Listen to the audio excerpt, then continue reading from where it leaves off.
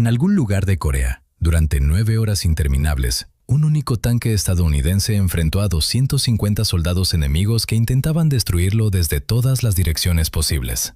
El sargento Kouma y su tripulación disparaban sin cesar, recargaban bajo el fuego constante de morteros y ametralladoras, veían cómo las balas rebotaban contra su blindaje mientras el metal gemía bajo el impacto. Ese tanque era un M-26 Pershing, una bestia de acero de 42 toneladas con un cañón de 90 milímetros capaz de atravesar cualquier blindaje enemigo a distancias que parecían imposibles. Pero aquí está la pregunta que enfurece a cualquiera que conozca esta historia. ¿Por qué diablos ese tanque apareció tan tarde en la guerra? ¿Por qué los generales estadounidenses mantuvieron escondida esta arma letal mientras miles de sus propios soldados ardían vivos dentro de los Sherman, esos ataúdes de acero que los alemanes llamaban despectivamente encendedores Ronson porque se incendiaban al primer impacto? Retrocedamos hasta 1944, cuando los campos de Francia se convirtieron en cementerios de tanques americanos. Los Sherman cruzaban el bocage normando, esos setos impenetrables donde cada curva del camino podía esconder una pantera o un tigre alemán. La diferencia entre ambos bandos era brutal y sangrienta. Un Sherman necesitaba acercarse a menos de 500 metros para tener alguna posibilidad de penetrar el blindaje frontal de una pantera, mientras que los alemanes podían destruir a los americanos desde 2000 metros de distancia. Las tripulaciones lo sabían, vivían con ese terror constante de saber que estaban dentro de trampas mortales con ruedas.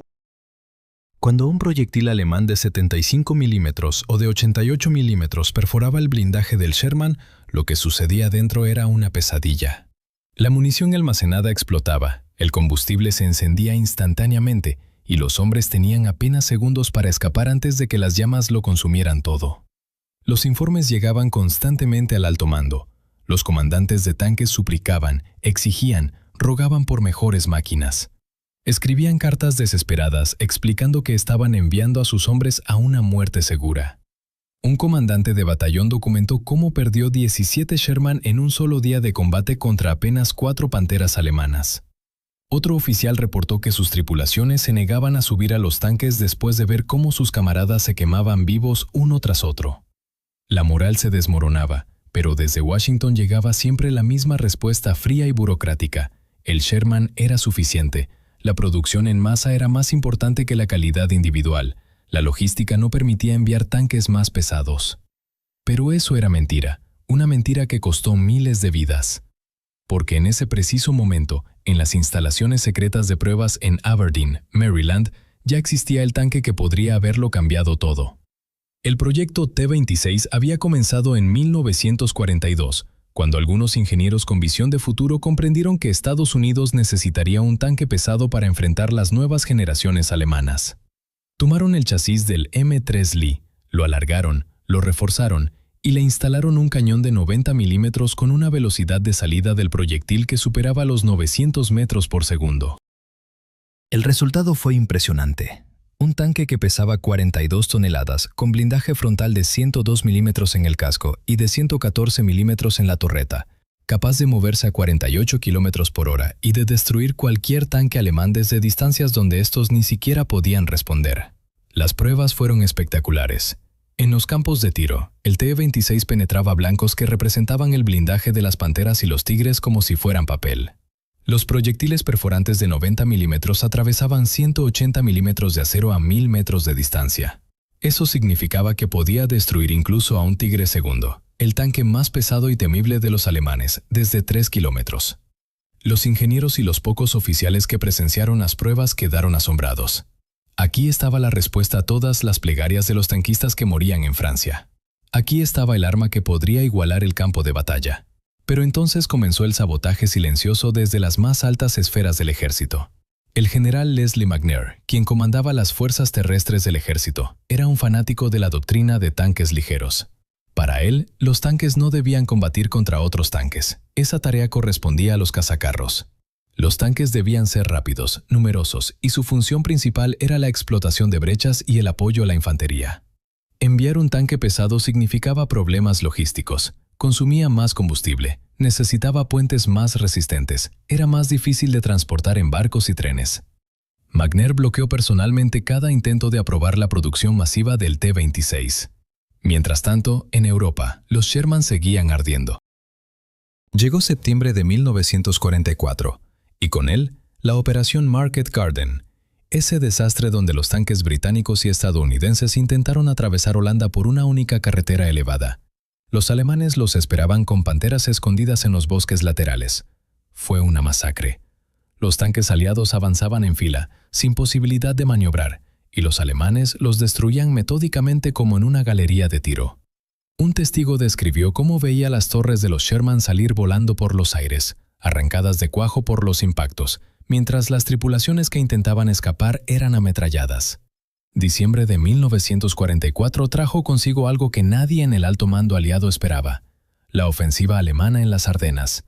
A través de los bosques nevados de Bélgica, centenares de tanques alemanes irrumpieron contra las líneas estadounidenses débilmente defendidas. Entre ellos avanzaban los temibles Tigre II, monstruos de 70 toneladas con cañones de 88 milímetros de cañón largo que podían destruir un Sherman desde más de 2.500 metros. Los americanos intentaron detenerlos con lo único que tenían: oleadas de Sherman que se lanzaban desesperadamente contra los gigantes alemanes. El resultado fue predecible y horrible. Los proyectiles estadounidenses rebotaban inútilmente contra el blindaje frontal alemán de 180 milímetros, mientras los Tigres destrozaban a los Sherman con precisión quirúrgica. Un comandante de compañía escribió en su informe cómo perdió 14 tanques en menos de 30 minutos, intentando detener a 3 Tigres II que avanzaban por una carretera. Sus hombres disparaban y disparaban. Veían las chispas cuando sus proyectiles impactaban contra el acero alemán sin causar ningún daño, y luego venía el fogonazo enemigo y otro Sherman estallaba en llamas. Las tripulaciones supervivientes abandonaban sus vehículos y huían a través de la nieve, perseguidos por el fuego de ametralladoras. Algunos se escondían en zanjas heladas, temblando de frío y terror, mientras los colosos alemises pasaban junto a ellos haciendo temblar la tierra. La situación se volvió tan desesperada que finalmente alguien en Washington tuvo que admitir la verdad insoportable: el Sherman era completamente inadecuado contra los tanques pesados alemanes. Las bajas se acumulaban, no solo en máquinas, sino en tripulaciones entrenadas que eran imposibles de reemplazar rápidamente. Cada tanquista muerto representaba meses de entrenamiento perdidos. El general Eisenhower, comandante supremo aliado, envió un telegrama urgente exigiendo tanques pesados inmediatamente. Ya no podía seguir sacrificando a sus hombres por culpa de decisiones burocráticas tomadas en oficinas cómodas a miles de kilómetros del frente. Finalmente, en febrero de 1945, cuando la guerra en Europa tenía apenas 3 meses de vida restante, el alto mando cedió. Autorizaron el envío de un grupo experimental de tanques T-26, ahora oficialmente designados como M-26 Pershing. Pero aquí viene la parte que provoca indignación. No enviaron centenares ni siquiera docenas. Enviaron exactamente 20 unidades. 20 tanques para todo el frente occidental. 20 máquinas cuando había miles de Sherman operando. Era casi una burla, un gesto simbólico para callar las críticas sin comprometerse realmente a cambiar la situación. Esos 20 Pershing llegaron a Europa en pleno invierno, desembarcaron en Amberes y fueron asignados a la tercera división acorazada. Los tanquistas que los recibieron no podían creer lo que veían. Después de meses peleando en inferioridad, finalmente tenían algo que podía mirar de frente a los alemanes. El blindaje era el doble de grueso que el Sherman, el cañón era infinitamente más potente, y por primera vez en mucho tiempo, las tripulaciones sintieron que quizás tenían una oportunidad real de sobrevivir al próximo combate. Pero también sabían la verdad amarga. Habían llegado demasiado tarde para salvar a miles de sus camaradas que ya habían muerto carbonizados. El 6 de marzo de 1945, la ciudad alemana de Colonia se convirtió en escenario de uno de los duelos de tanques más filmados de toda la guerra. Un Pershing de la tercera división acorazada avanzaba cautelosamente por las calles destrozadas cuando de repente, desde una esquina lateral, apareció una pantera alemana. Ambos tanques se sorprendieron mutuamente a menos de 100 metros de distancia. El comandante alemán reaccionó primero y disparó, pero el proyectil impactó demasiado bajo, rebotando contra los escombros. Fue su único disparo y su último error. El artillero estadounidense cargó un proyectil perforante de 90 milímetros y disparó directamente al costado de la pantera. El proyectil atravesó el blindaje lateral como si fuera mantequilla, penetró en el compartimento de combate y detonó la munición almacenada. La pantera explotó de manera tan violenta que su torreta salió despedida varios metros. Todo quedó registrado en película por un camarógrafo del ejército que seguía a la columna estadounidense. Pero incluso con esta victoria espectacular, los Pershing seguían siendo 20 gotas en un océano de necesidad. Mientras tanto, en algún depósito de Estados Unidos, un grupo de mecánicos recibió una orden extraña: tomar uno de los Pershing y convertirlo en algo completamente diferente. Le soldaron planchas adicionales de blindaje en la parte frontal del casco, tomadas directamente de Panteras destruidas. Reforzaron la torreta con más acero. Y lo más importante, le instalaron el cañón antiaéreo de 90 mm M3, un arma originalmente diseñada para derribar aviones, pero que tenía una velocidad de salida del proyectil absolutamente devastadora. El resultado fue el Super Pershing, un monstruo de casi 50 toneladas con un blindaje frontal que superaba los 150 milímetros en algunos puntos y un cañón capaz de perforar 200 milímetros de acero a 1000 metros. Enviaron exactamente uno. Un solo Super Pershing llegó a Alemania en las últimas semanas de la guerra. Su tripulación lo llevó al combate pocas veces antes de que terminaran las hostilidades. Destruyó varios tanques alemanes con facilidad absoluta. Sus proyectiles perforaban los blindajes enemigos dejando agujeros perfectamente circulares. Pero para entonces ya era abril de 1945. El Tercer Reich agonizaba, y ese tanque extraordinario nunca tuvo la oportunidad de demostrar realmente su potencial en una batalla decisiva. Era como recibir el tratamiento médico perfecto cuando el paciente ya había muerto. La guerra en Europa terminó en mayo. Los Pershing habían participado en algunos combates. Habían demostrado ser superiores a cualquier cosa que los alemanes pudieran oponerles en ese momento tardío. Pero su impacto real fue mínimo simplemente porque llegaron cuando ya todo estaba decidido.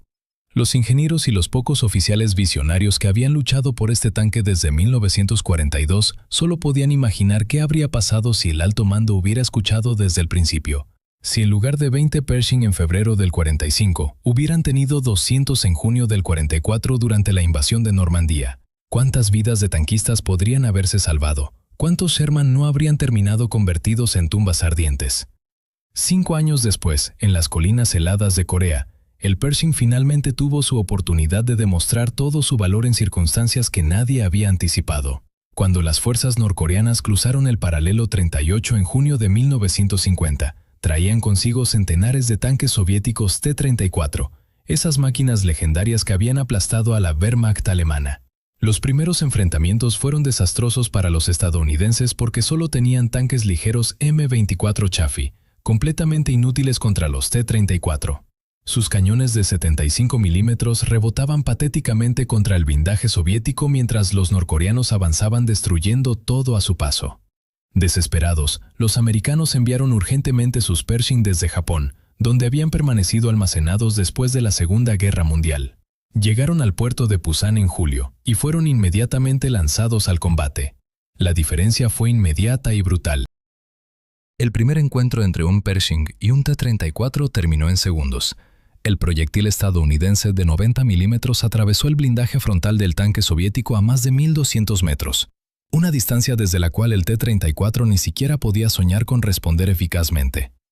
Los tanquistas norcoreanos descubrieron con horror que sus máquinas, tan temibles contra la infantería y los tanques ligeros, eran blancos fáciles para los Pershing. Pero aquí viene nuevamente el problema recurrente. Había muy pocos. Estados Unidos había producido apenas poco más de 2000 Pershing durante toda su fabricación, y muchos ya estaban obsoletos o desarmados después de la guerra. Enviaron a Corea solo algunos batallones, insuficientes para estar en todos los frentes simultáneamente. Así que mientras en algunos sectores los Pershing dominaban completamente, en otros los soldados seguían enfrentándose a los T-34 con armas antitanque portátiles o con los inútiles Chaffee. La guerra se convirtió en una serie de batallas desesperadas donde la presencia o ausencia de un solo Pershing podía determinar si una posición se mantenía o caía. El combate más extraordinario ocurrió en agosto de 1951, cerca del pueblo de Agok. El sargento Ernest Kouma comandaba un Pershing que defendía una posición estratégica cuando su unidad fue atacada por una fuerza china masiva de aproximadamente 250 soldados, apoyados por morteros y ametralladoras pesadas. La situación era desesperada. La infantería estadounidense había sido obligada a retirarse, y el Pershing de Kouma quedó completamente aislado, rodeado por enemigos por todos lados. Cualquier comandante sensato habría ordenado la retirada inmediata, Pero Kouma sabía que si abandonaba esa posición, los chinos podrían romper toda la línea defensiva. Así comenzaron 9 horas de infierno absoluto. Los soldados chinos atacaban en oleadas, intentando acercarse lo suficiente para lanzar granadas o cargas explosivas contra el tanque. Kouma y su artillero disparaban el cañón principal contra las concentraciones enemigas, luego cambiaban a la ametralladora coaxial cuando los atacantes se acercaban demasiado. El cargador trabajaba frenéticamente introduciendo proyectil tras proyectil en la recámara del cañón. Los casquillos vacíos se acumulaban dentro del tanque, el aire se volvía irrespirable por los gases de la pólvora, el calor era insoportable. Los morteros chinos llovían alrededor del Pershing, las explosiones sacudían el blindaje, la metralla rebotaba contra el acero. En un momento crítico, un proyectil de mortero explotó tan cerca que la onda expansiva aturdió a toda la tripulación. Kouma quedó parcialmente sordo y sangraba por la nariz, pero siguió dirigiendo el fuego. Su artillero recibió esquirlas en el brazo pero continuó disparando. El conductor, encerrado en su compartimento frontal, no podía ver nada de lo que sucedía afuera y solo escuchaba el estruendo constante de explosiones y disparos. Hubo momentos en que los soldados chinos llegaron tan cerca que Kouma los veía claramente a través de su periscopio, corriendo entre los escombros intentando flanquear el tanque. Disparó la ametralladora del comandante montada en la cúpula, barriendo a los atacantes que se acercaban por la retaguardia. El Pershing consumió casi toda su munición durante esas 9 horas interminables. Dispararon proyectiles de alto explosivo contra trincheras enemigas, proyectiles perforantes contra posiciones fortificadas, miles de balas de ametralladora. Cuando finalmente llegó el amanecer y los refuerzos estadounidenses contraatacaron, encontraron al Pershing de Kouma todavía en posición, cubierto de marcas de impactos, rodeado de casquillos vacíos y cuerpos enemigos. Los chinos habían perdido más de la mitad de su fuerza atacante sin lograr destruir o capturar ese único tanque. Kouma recibió la Medalla de Honor por esa acción, el máximo reconocimiento militar estadounidense. La Guerra de Corea terminó en 1953 con un armisticio que dejó la península dividida exactamente donde había comenzado todo. Los Pershing regresaron a sus bases, fueron retirados gradualmente del servicio activo y reemplazados por los nuevos M-48 Patton. Para 1956, prácticamente todos los Pershing habían sido desmantelados, vendidos como chatarra o convertidos en monumentos estáticos frente a bases militares. Así terminó la historia operacional de un tanque que llegó demasiado tarde para cambiar realmente el curso de los acontecimientos. Ahora viene la pregunta inevitable que atormenta a cualquier historiador militar honesto. ¿Cuántas vidas costó realmente la decisión de mantener al Pershing fuera del combate durante los años cruciales? Los números son escalofriantes cuando se analizan fríamente. Durante la campaña del noroeste de Europa entre junio de 1944 y mayo de 1945, las fuerzas estadounidenses perdieron aproximadamente 4.000 tanques Sherman destruidos o dañados irreparablemente. Cada uno de esos tanques contenía una tripulación de 5 hombres. Incluso con tasas de supervivencia relativamente altas, gracias a mejoras como la munición húmeda que reducía las explosiones internas, miles de tanquistas murieron quemados, aplastados o desangrados dentro de sus máquinas. Hagamos un ejercicio de historia contrafactual basado en datos reales de combate. Los Pershing que llegaron a Europa en 1945 demostraron tasas de supervivencia significativamente superiores a los Sherman. Su blindaje más grueso los hacía prácticamente inmunes a los cañones alemanes de 75 milímetros que equipaban a la mayoría de los Panzer IV y muchas versiones tempranas de las Panteras. Incluso contra los temibles 88 milímetros, el Pershing podía absorber impactos que habrían destruido instantáneamente a un Sherman. Si Estados Unidos hubiera puesto en producción masiva al Pershing en 1943, cuando las pruebas ya habían demostrado su superioridad, y hubiera enviado 500 de estos tanques a Europa para el día D en junio del 44, las matemáticas son claras. 500 Pershing operando en los roles más peligrosos, enfrentando directamente a los tanques pesados alemanes mientras los Sherman se concentraban en apoyo a infantería y explotación de brechas, habrían reducido dramáticamente las pérdidas. Estudios posteriores de la Escuela de Tanques de Fort Knox estimaron que un Pershing tenía entre 3 y 4 veces más probabilidades de sobrevivir a un encuentro contra tanques alemanes pesados comparado con un Sherman. Traducido a números humanos, eso significa que potencialmente miles de tanquistas estadounidenses podrían haber regresado a casa con sus familias en lugar de terminar en tumbas militares europeas. Pero no solo se trata de vidas estadounidenses. La guerra podría haberse acortado. Con superioridad táctica en blindados, las ofensivas aliadas habrían penetrado más rápido y más profundo en territorio alemán. La pesadilla de las Ardenas, donde los alemanes lanzaron su última gran ofensiva desesperada en diciembre del 44, podría no haber ocurrido nunca si las fuerzas estadounidenses hubieran estado equipadas con Pershing suficientes para aplastar cualquier contraataque blindado alemán. Miles de civiles europeos que murieron durante esos últimos meses de guerra, cuando los combates se trasladaron a pueblos y ciudades alemanas, podrían haber sobrevivido si la guerra hubiera terminado 6 meses antes.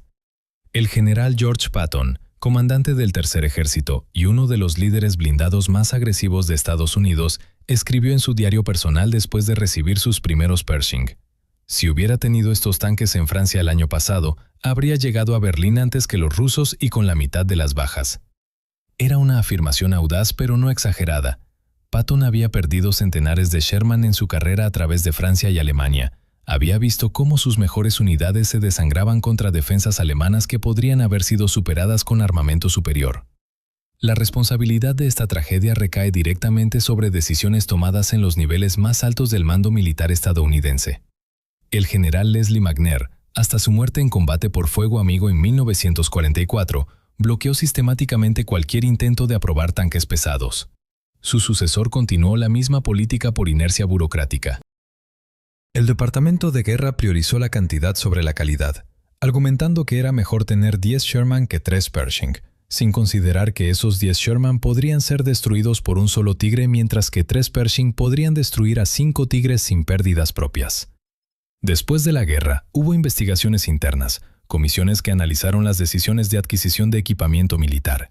Los informes fueron discretos, diplomáticos, enterrados en archivos clasificados durante décadas. Nadie fue responsabilizado públicamente. Los generales responsables se retiraron con honores completos, escribieron memorias donde justificaban sus decisiones con argumentos sobre logística y estrategia global.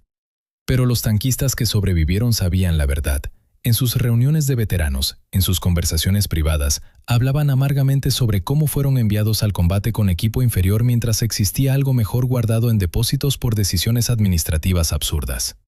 El Pershing demostró en Corea que cuando finalmente se le dio la oportunidad de pelear en números significativos, era exactamente tan bueno como los ingenieros habían prometido. Dominó completamente a los T-34 soviéticos, salvó incontables vidas estadounidenses y surcoreanas, cambió el equilibrio táctico en docenas de batallas críticas. Pero para entonces ya era 1950, y pronto sería reemplazado por diseños más modernos. Su momento había pasado. La ventana de oportunidad donde podría haber sido verdaderamente decisivo se había cerrado en 1945. Esta historia nos deja una lección amarga sobre cómo las decisiones burocráticas, la rigidez doctrinal y la arrogancia institucional pueden costar vidas humanas reales. Los soldados que murieron en Sherman durante 1944 y 45 merecían tener las mejores herramientas disponibles para su trabajo mortal. La tecnología existía, las capacidades industriales existían, pero las decisiones correctas no se tomaron a tiempo. Y eso es algo que ninguna medalla, ningún monumento, ninguna disculpa póstuma puede cambiar. Si esta historia te impactó, si te hizo reflexionar sobre las consecuencias humanas de las decisiones militares, deja tu like para que más personas conozcan esta verdad incómoda. Escribe en los comentarios qué otras historias de equipamiento militar subestimado o mal utilizado te gustaría que investigáramos. Y suscríbete al canal porque seguiremos destapando estas verdades históricas que merecen ser contadas sin filtros ni propaganda oficial.